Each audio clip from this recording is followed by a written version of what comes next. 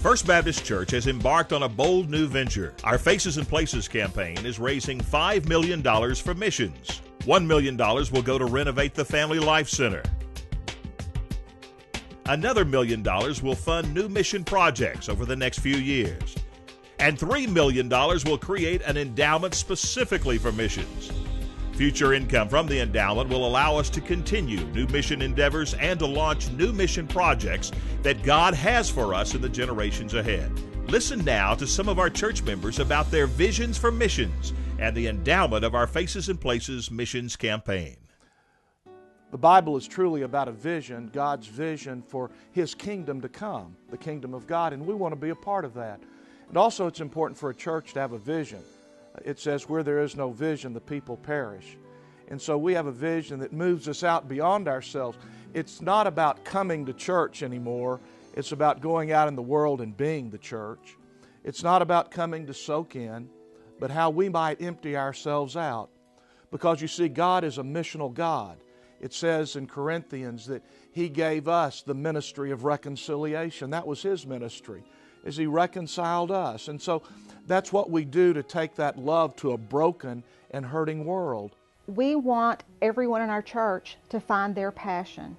I hope that each member of our congregation is challenged by this campaign, not only to give to the campaign, but to determine where their walk with Jesus Christ is taking them.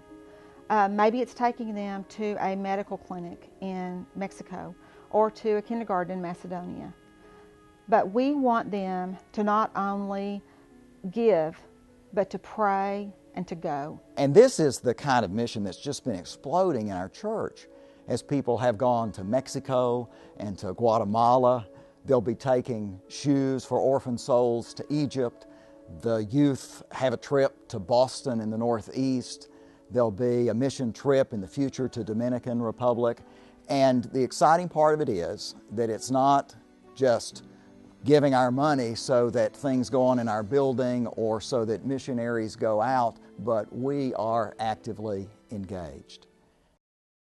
We want to be a caring, outreaching church, not one that just comes on Sunday morning and leaves Sunday at noon and doesn't come back. Last summer, I got the opportunity to be a part of 2 different events that were with the College Heights neighborhood.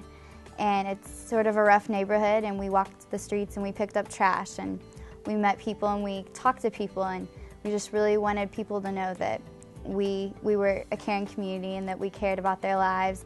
That is what we want to do in the community north of our church, is to provide a friendship house, provide an on-site couple or person who will develop programming so that our church can partner with that friendship house.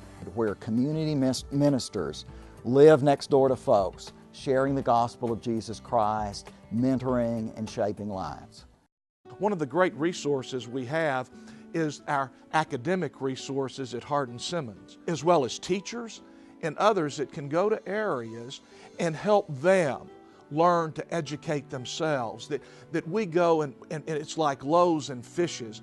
It's multiplied then as they go and serve as pastors, as they go into schools and learn better teaching techniques. It allows us to extend that ministry beyond one church to 250 churches. Sending couples, families in our church whom God has called to long-term missions, helping them to go through a mission board like Cooperative Baptist Fellowship, but making it possible by paying part of their salary so that they can go to the field.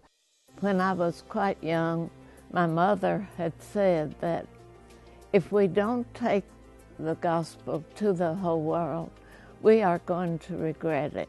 It doesn't matter how young or how old you are, that we can all make a difference. And it's never too early to start trying to make a difference and to be the difference. And it's never too late to start trying.